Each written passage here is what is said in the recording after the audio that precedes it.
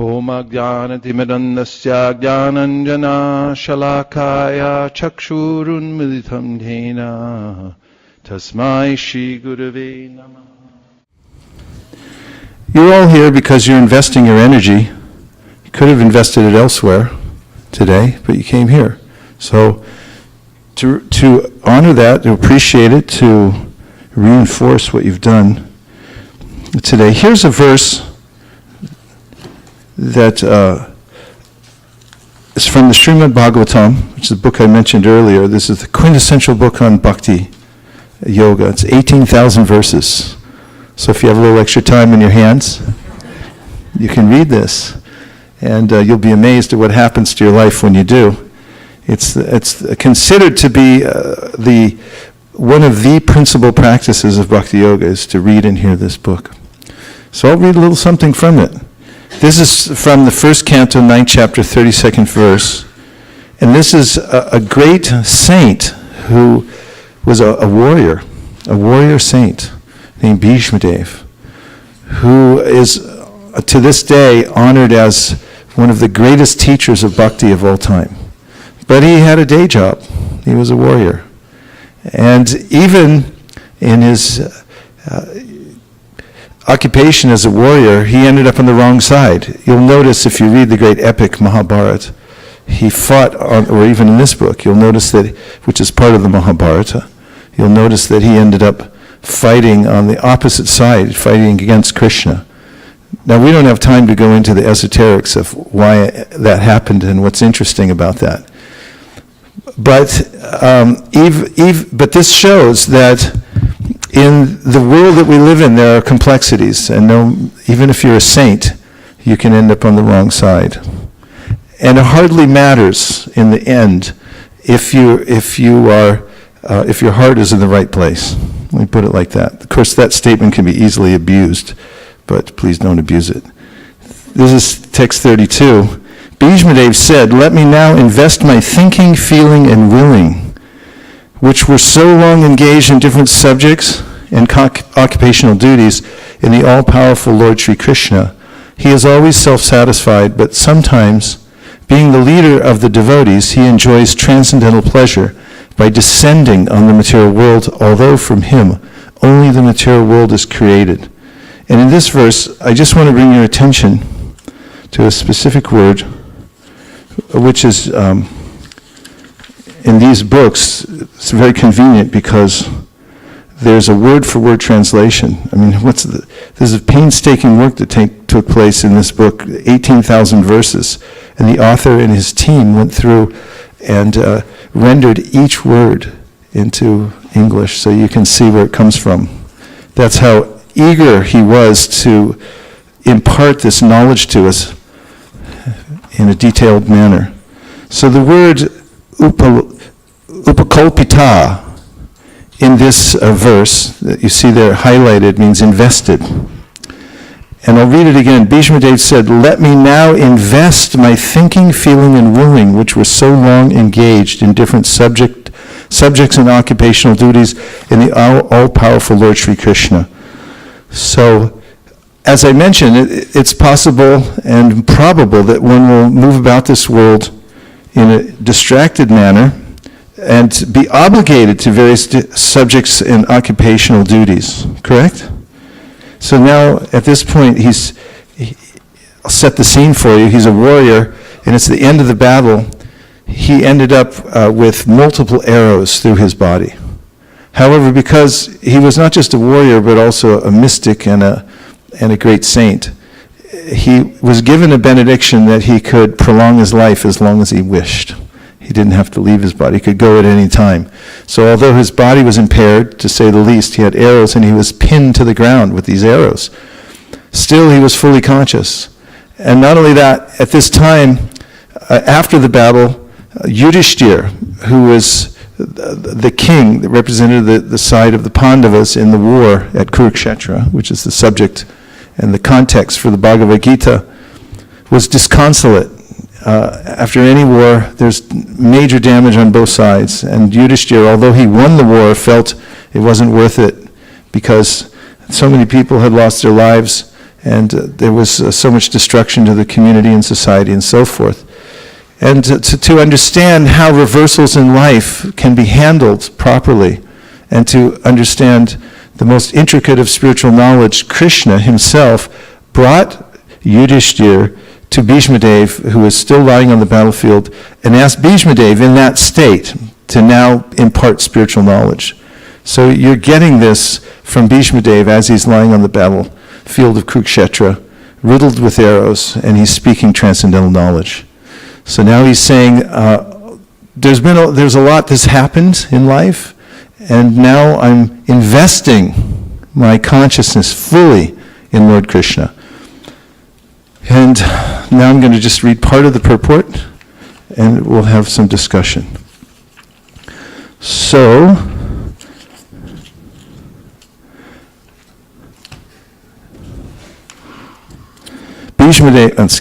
purport says, because Bhishmadev was a statesman, the head of the Kuru dynasty, a great general, and a leader of Kshatriyas, means warrior class, his mind was strewn over so many subjects, and his thinking, feeling, and willing were engaged in different matters.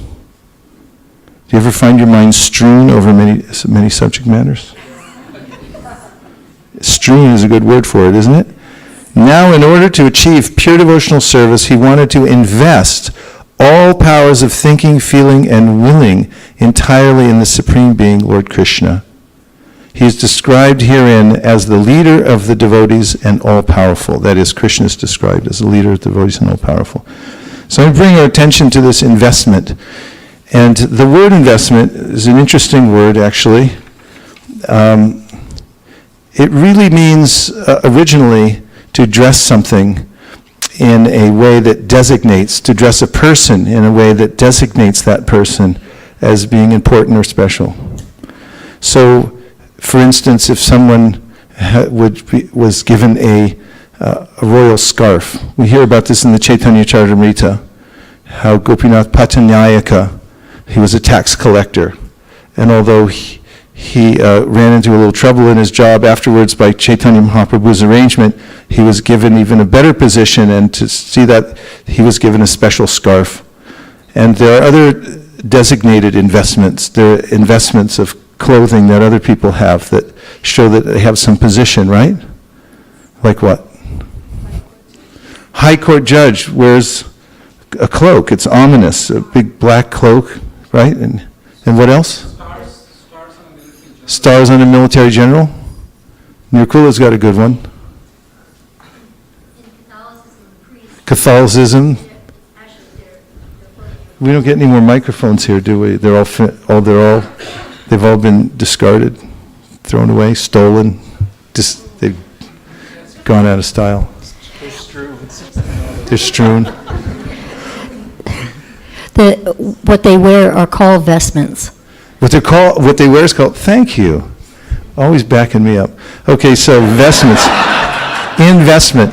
So, an investment really means to dress something in a certain way. So when I was considering this word and the idea of investment, what am I addressing up in my life? What do I give particular importance to? This is what it means, where I'm investing my thinking, feeling, and willing in this world. And in the definition of investment, it is given here to devote one's time, effort, and energy to a particular undertaking with the expectation of a worthwhile result. I'll say, please repeat. To devote one's time, effort, and energy to a particular undertaking with the expectation of a worthwhile result. So, the great songwriter David Byrne once wrote in a song, I don't know what you expect staring into the TV set. So, it stuck in my mind, that lyric, that what do you expect? If you invest in crazy, stupid ways, if you throw your money away, if you throw your time and energy away, what do you expect? And if you sit in front of a flat screen for a long time, what do you think you're going to get? What's your reasonable expectation? That's a rhetorical question, don't answer. But in investing, we want to know how to use our time, effort, and energy properly. So there's several principles of investment given by experts, because it's a science, investing. You can actually study this carefully and do the best you can. Of course, the rest is left up to fate. But one of the principles of investing that's given is to always invest with a margin of safety. The margin of safety is a very specific term. It means it's a principle of buying a security at a significant discount to its intrinsic value. So, significant discount over intrinsic value. So, that means people who are really into investing, for instance, in the equities market, they look around like Warren Buffett. He's famous for this. People like Warren Buffett all over the world. He's kind of a feel-good guy, made billions of dollars, gives it all away, gives advice freely, wishes that he was taxed more by the government because he thinks it's not fair that he keeps all the money at the top percentage and so forth. So he talks about looking around and finding discounts. There are lots of companies that sell shares in their company that add a discount, but he looks and he finds that they actually have value, much more value than they're being sold for. And he can find that out by looking very carefully and seeing what their real value is. So if you do that, if you find a real discount, and you can investigate and see that it has intrinsic value that you're very sure about, then that's one of the principles of investment, to buy there. So in the Chaitanya Charitamrita, it is mentioned by the author, study very carefully Sri Chaitanya Mahaprabhu. I mentioned he's the most recent incarnation of Krishna, but he comes as a devotee to teach devotional service, and he's known by the insider information. Namo Mahavaranyaya Krishna Prema Pradayate Krishnaya Krishna Chaitanya Namne Gauratushe Namaha. He's known as the most magnanimous of all the incarnations of the Lord. Practically speaking, in his own words, when he went to Varanasi to distribute Krishna consciousness, he said, I went to give it away, he's ready to give it away for free. He's giving out the highest thing for free.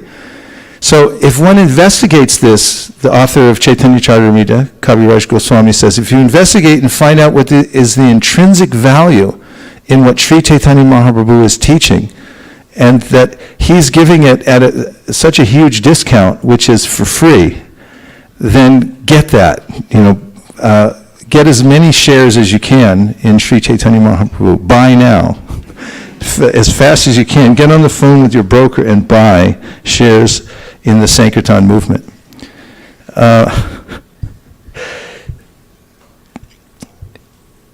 Another principle is to expect volatility and profit from it. So neophytes in investing, they are moved by fear, and when the market drops, they sell everything off, and when the market increases, they buy. So essentially, they're doing it in reverse. They're buying high and selling low. Am I correct on that? Yeah. And so you have to have a steady philosophy through which, whether things are up or they're down, you continue with the same philosophy. You don't freak out. So, first of all, profit from volatility. This is one of the ways in which we find in the Srimad Bhagavatam, the great devotees all have their major revelations and reveal them to the world in times of the greatest volatility. Can you name a few? Here's what I'm thinking. Parikshit Maharaj. He's the subject of the Srimad Bhagavatam. Parikshit Maharaj was a king, he had everything, and then all of a sudden he lost it. Sounds like a possible scenario in the material world? Ever heard of it before? Ever experienced anything like it? Ever worry about it? Say yes. Thank you. So there's unspeakable volatility in the material world. It's so volatile here that you can lose everything in a second. And I mean everything. I mean not just your car or your stereo or something like that. Like everything. Who had their hand up? The Pandavas, you're thinking of the Pandavas, yes. The Pandavas were the rightful heirs to the throne, but they lost everything. And commenting on the life of the Pandavas, their mother, Kunti, said that thrive on volatility. Where does she say that? She said, Vipada santita shashvat tatra tatra jagat guru darshanam bhavato yatsya apunar bhavadarshanam. So she said that she's a major investor and she's investing at the worst times. She's saying that's the best time to invest because she said that's when you see the greatest opportunity, when there's huge volatility. So this is the devotee investor, knows that there's huge volatility in the material world, and when the market is going smash in the material world, figuratively speaking, the devotee's buying heavily shares of bhakti, doubling down on the practice of devotional service and so forth. So being ready for volatility and preparing oneself to go more deeply within one's practice while there's volatility. And one of the aspects of expecting volatility and compensating for it, which is a principle that in investing called dollar cost averaging, which means that those who are passive investors buy steadily. Like every month they'll invest in the market because the market goes up and down. So when the market's up, they're buying fewer shares at a higher price. And when the market goes down, they're buying more shares at a lower price. Does that make sense to you all? Because it's going like this, but they just buy at the same time every month. Every month at 25th, automatic buy.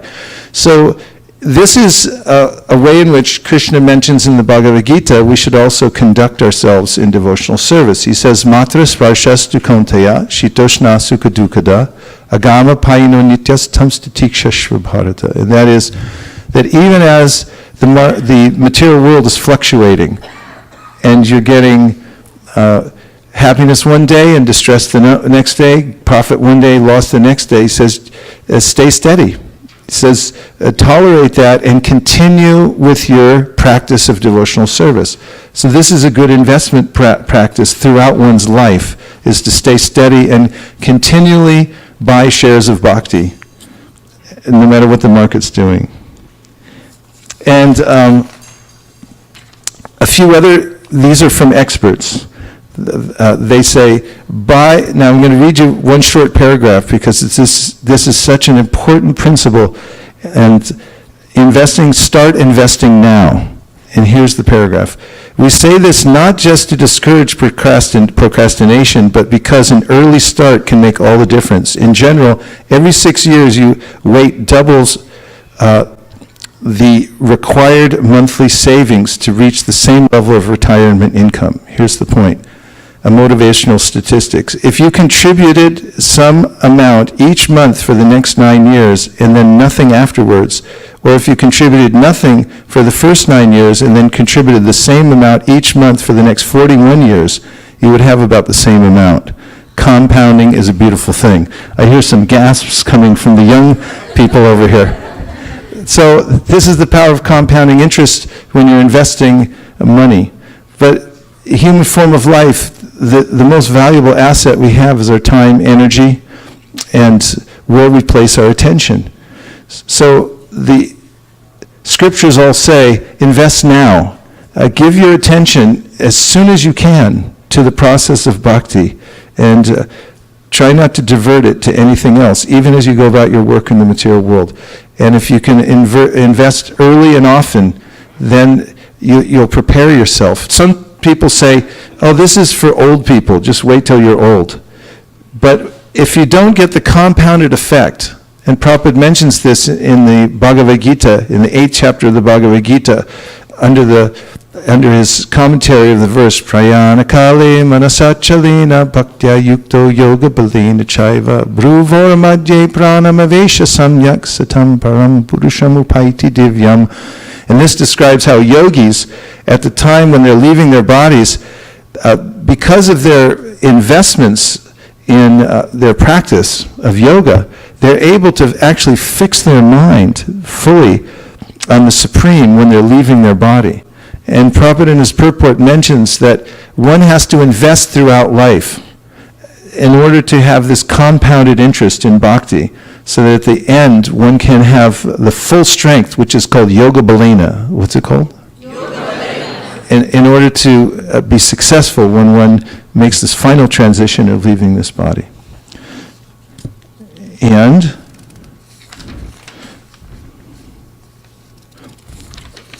have a long-term plan. A long-term plan means don't worry about slight setbacks that you have while you're practicing in this lifetime, but see this life as as a continuum, and that everything you contribute as you go forward will have a compounding effect. So you have to look at the long term for this lifetime and look at the big goal. So investing your consciousness is something very practical that you can do every day. And one of the practices that's highly recommended in bhakti, besides the singing that we just did, is to silently pray every day by using the Mahamantra, by praying on the Mahamantra. That is, you say the Mahamantra out loud to yourself so you can hear it, and as you're doing it, you're offering a prayer. So one may not always be in a prayerful mood, and the mind might not always be in a cooperative mood when one tries to do this kind of concentrated practice of meditation. Is that possible? Mind might not cooperate. So one of the most helpful pieces of advice I've received about investing my attention in the practice of chanting Hare Krishna, in the name itself, while I'm chanting, came from Satyadev Prabhu. And he said that one should be aware that one's chanting. This is simple enough because there may be many techniques of yoga and meditation, fix the mind and make sure you're concentrated and so forth, bring the mind back. And all that seems very puny compared to the strength of the mind. In other words, the mind is so powerful that it can simply roll right over us. And the detailed pieces of advice I receive may be difficult to enact when the time actually comes. But this piece of advice I've found very practical, and that is while you're chanting, be aware that you're chanting. And this is so simple but profound, because there's a way in which I've noticed after receiving this advice that I can be chanting and not aware that I'm chanting. Just as much as I've noticed that while reading a book, I can be reading a paragraph and not even aware that I'm reading the paragraph because I'm thinking about what? What am I thinking about?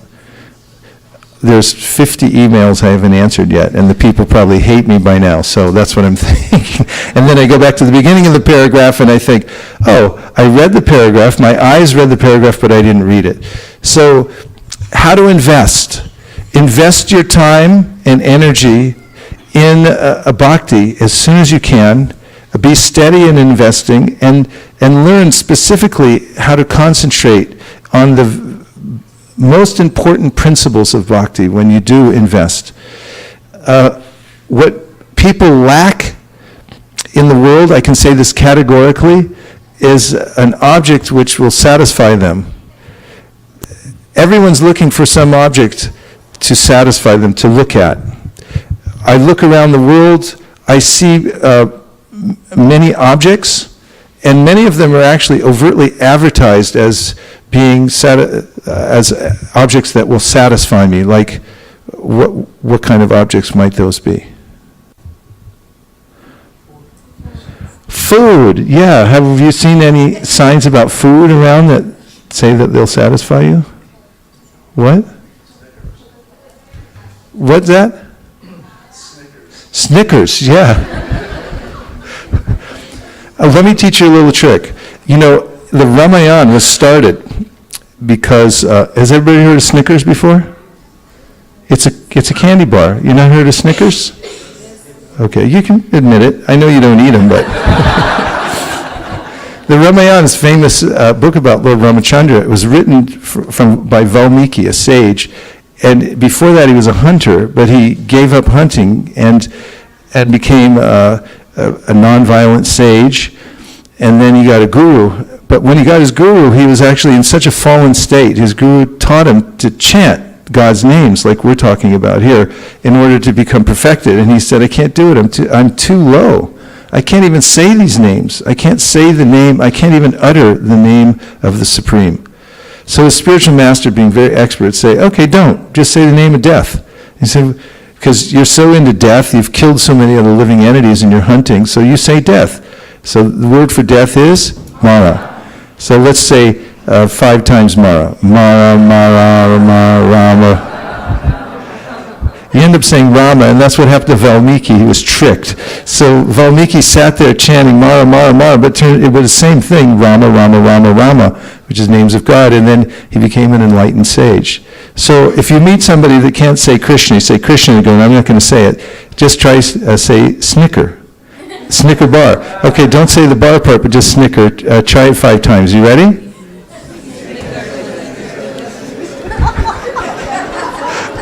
Snicker, Snicker, Snicker, Snicker. You can't say Snicker.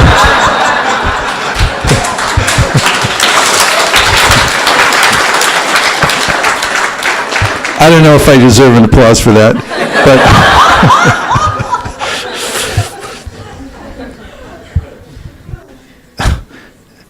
so this chanting of the names of the Lord means you could be fully aware and invest your consciousness in it and remember that you're chanting. Just remember that you're chanting.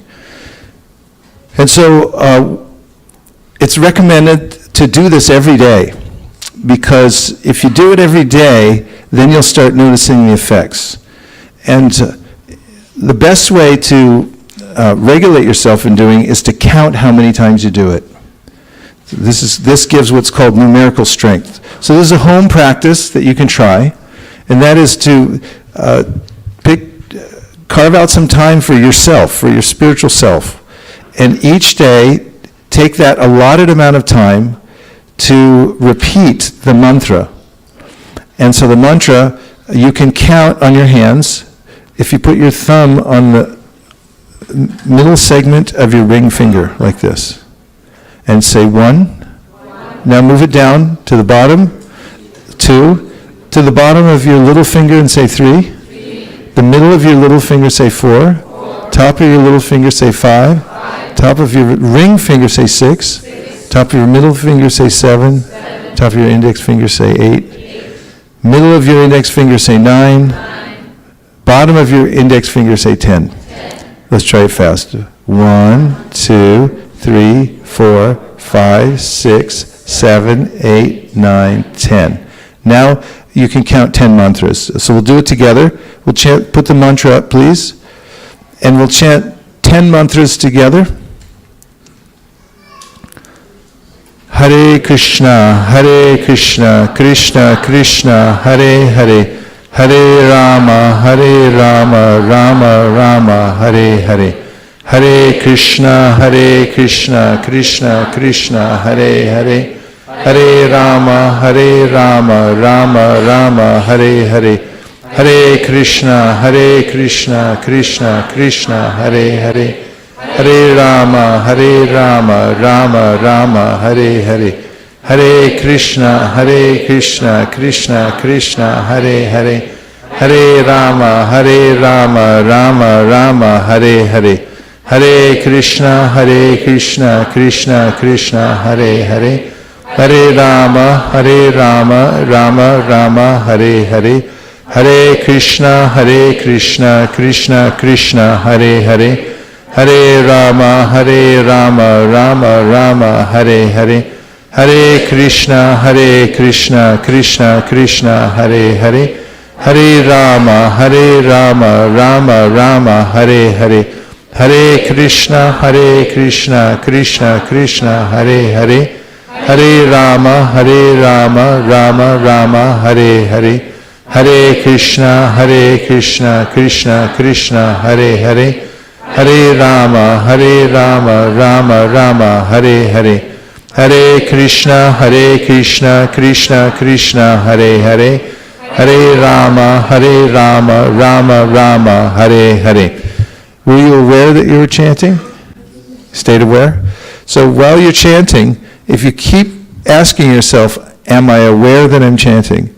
You'll find that you'll come right back to the mantra. Your mind will be on the chanting. And that's all you have to do, is if you invest your time and energy in this practice, and you become aware of the mantra, then you'll have success in the practice of spiritual life, guaranteed. And this is what I tried to substantiate earlier by giving some evidence from the Vedic scriptures and from the great teachers. And just after we have a couple of reflections about what you've heard so far, then I'm going to read you a poem. Do you like poems? Yes. I know you do. So let's have a few reflections. Anything you heard that's stuck in your mind that you found valuable, interesting, that are usable, that you're going to take away.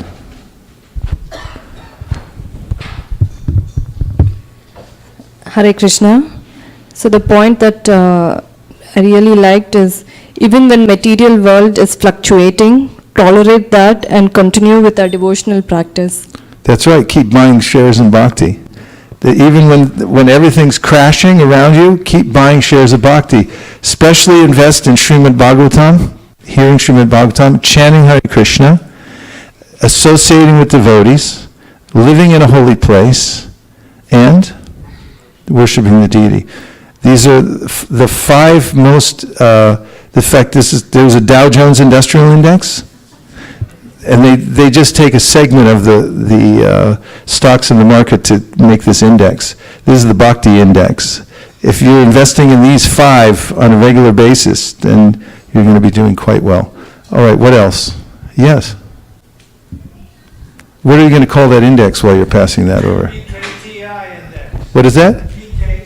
BKTI. The Bhakti Index?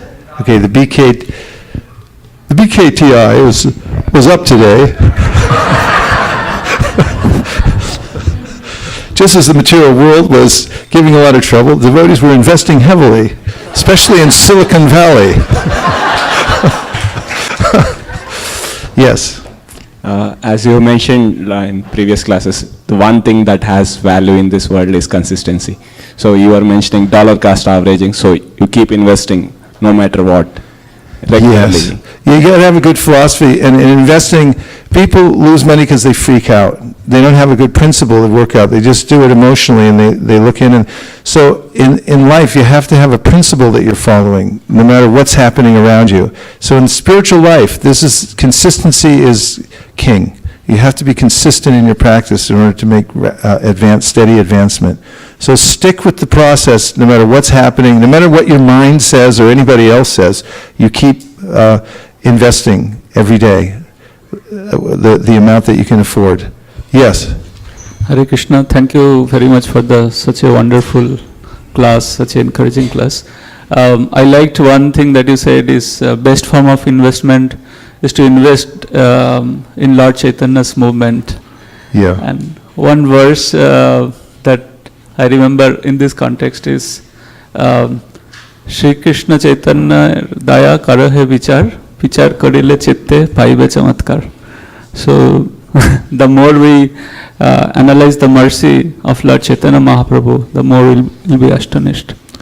Thank you very much. You know, that reminds me of Ganapati Swami, one of the great Swamis of International Society for Krishna Consciousness. You never see him, right? You've never seen Ganapati Swami. You've probably never even heard of him. He's one of my old friends. He's out on book distribution. He has a tiny little mobile home that he keeps his deities and his books in, and he stays to himself. He's at the Grand Canyon and all these other places. He sets up book tables and distributes books on campuses and things like that. So why did I bring him up? Because remember Y2K? Yes. You remember that, right? Yeah, everyone said everything was going to fall apart at the last. So, people made various choices at that time. Some people sold all their property and moved to the hills and things like that.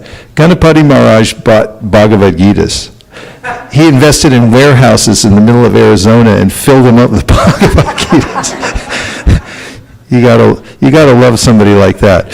So this is the instinct of the devotees to invest in Lord Chaitanya, buy shares now. What else? This is not inconsistent with the, you were ready, right? Okay. This is not inconsistent with the language of the Sri Chaitanya Charitamrita. The same metaphors are used. In fact, Chaitanya Mahaprabhu is described as a great capitalist. And he's an investor. And he's investing in, anyone who wants to join his corporation, he'll invest in. He'll give you capital startup money in order to start. And that's why devotees who just jump in, like Prabhupada, he came, everyone thought he didn't have any investment capital. That's wrong. He had the biggest backer in the universe. Chaitanya Mahaprabhu was a great capitalist. And he knew it. He came across in the boats, everyone, how are you going to do it? Say, I know how I'm going to do it. I'm backed.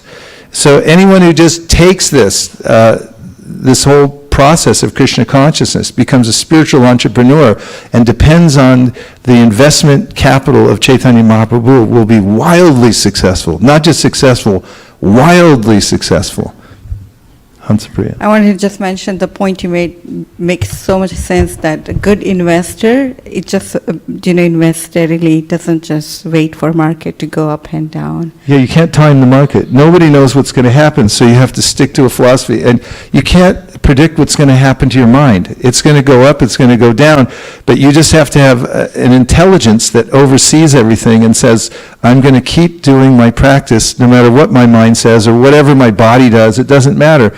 You can be sure that there's going to be volatility in the world, in your mind, everywhere else. Everyone has it. But the good investors, they stick to the principle. They keep buying, they keep doubling down on bhakti every day. Double down on the bhakti investment every single day, and you'll become extremely wealthy. By the time you become old, you'll have so much capital, you'll be able to just give it out freely everywhere you go. That's what the great Parvajacacharyas, like Srila Prabhupada, Paramahamsa, went all over the world and just said, I got free bhakti because he invested in Chaitanya Mahaprabhu's stocks. And then they went through the roof. Who is next? Yes, Prabhu.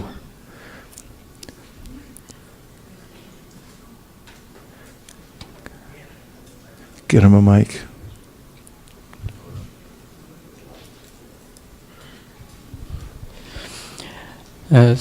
One interesting thing about that verse which Bhishmadev was talking about, he was talking about one key point, there was satisfaction.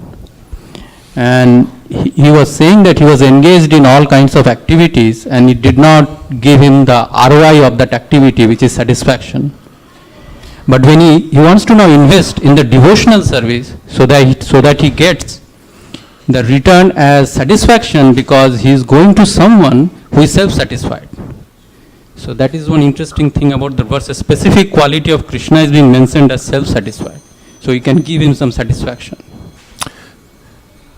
So if I understand you correctly, you were referring to this verse and you were saying that Krishna was self-satisfied, so he can give satisfaction. I see.